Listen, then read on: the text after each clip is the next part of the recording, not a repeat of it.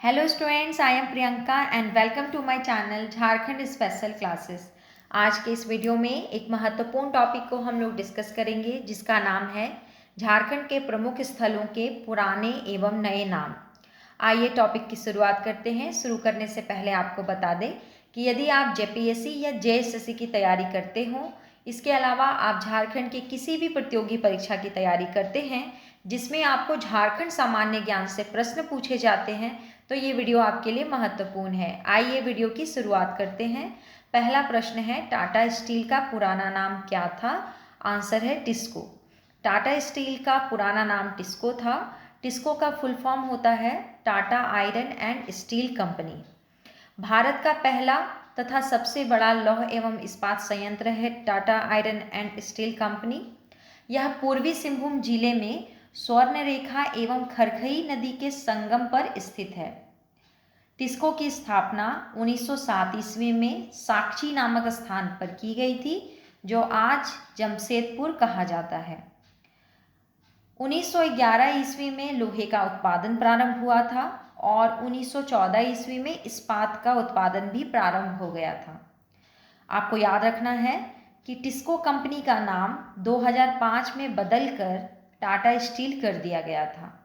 आगे बढ़ते हैं। क्वेश्चन नंबर 2, कीनन स्टेडियम का पुराना नाम क्या था? आंसर है टेम्पल ग्राउंड। टेम्पल ग्राउंड पुराना नाम था, नया नाम कीनन स्टेडियम है। स्थापना इसकी 1939 ईस्वी में हुई थी। कीनन स्टेडियम जमशेदपुर में स्थित है। स्टेडियम का जो रखरखाव है वो टाटा स्टील करती है और यहाँ पर क्रिकेट और फुटबॉल के खेल आयोजित किए जाते हैं। क्वेश्चन नंबर 3 है, गुप्त काशी किसका पुराना नाम है? आंसर है मलूठी का। मलूठी को गुप्त काशी भी कहते हैं और मंदिरों का गांव भी कहा जाता है, लेकिन अगर मंदिरों का शहर पूछे तो आंसर देवघर हो जाएगा। मलूठी दुमका के अंतर्गत आता है, दुमका जिला के अंतर्गत। आगे बढ़ते हैं। क्वेश्चन नंबर 4, मोरखी किसका पुराना नाम है? आंसर है मयूराक्षी का। मयूराक्षी नदी का पुराना नाम है मोरखी नदी। उद्गम मयूराक्षी नदी का है त्रिकुट पहाड़ी देवघर और मुहाना है हुगली नदी, जो कि पश्चिम बंगाल में है। नदी हुगली नदी में जाकर मिल जाती है। कुल लंबाई 250 किलोमीटर है मयूराक्षी नदी का और इससे मोती नदी या मोतीहारी नदी के रूप में भी जाना जाता है। सबसे इम्पॉर्टेंट, झारखंड की एकमात्र नौकागम्य नदी है मयूराक्षी नदी। और एक इम्पॉर्टेंट तथ्य आप याद रख सकते हैं कि मयूराक्षी नदी पर कनाडा के सहयोग से एक बांध बनाया जा रहा है जिसका नाम है मसानजोर बांध। अगर आपसे पूछे कि मयूराक्षी नदी झारखंड में किन क्षेत्रों से होकर बहती है, तो आंसर हो जाएगा दुमका, साहिबगंज, देवघर और गोड्डा। इतनी बातें मयूराक्षी नदी के बारे में इम्पॉर्टेंट है जो आपको याद रखना चाहिए। आगे बढ़ते हैं। माराफारी किसका पुराना नाम है? आंसर है बोकारो का। बोकारो का पुराना नाम है माराफारी। और अगर बोकारो की बात करें तो स्टील सिटी है हमारे झारखंड का, इसे स्टील सिटी के नाम से जाना जाता है। बोकारो जिला का गठन 31 मार्च 1991 ईस्वी को हुआ था। आगे बढ़ जाते हैं।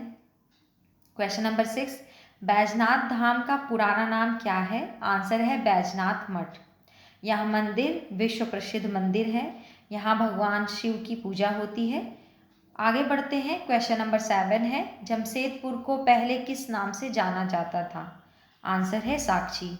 अभी हमने बात की थी साक्षी के बारे में कि साक्षी पुराना नाम था और बाद में इसका नाम जमशेदपुर रख दिया गया। टिस्को कंपनी जो थी उसकी स्थापना दोराबजी टाटा ने की थी, लेकिन उससे पहले जमशेदजी टाटा का यह विचार था कि इस क्षेत्र में इस्पात कारखाना लगाना है और इन्हीं के नाम पर, जमशेद जी के नाम पर ही इस क्षेत्र का नाम जमशेदपुर रखा गया, क्योंकि इन्हें टाटा स्टील का वास्तविक संस्थापक माना जाता है। आगे बढ़ते हैं। क्वेश्चन नंबर 8, पलामू को पहले किस नाम से जाना जाता था? आंसर है पलाउन या पालून। पलामू चेरोवंशी शासकों का क्षेत्र रहा, यह आपको याद रखना है। और आज के परिदृश्य में आपको सबसे इम्पॉर्टेंट याद रखना है कि पलामू जिला का गठन 1892 में हुआ था।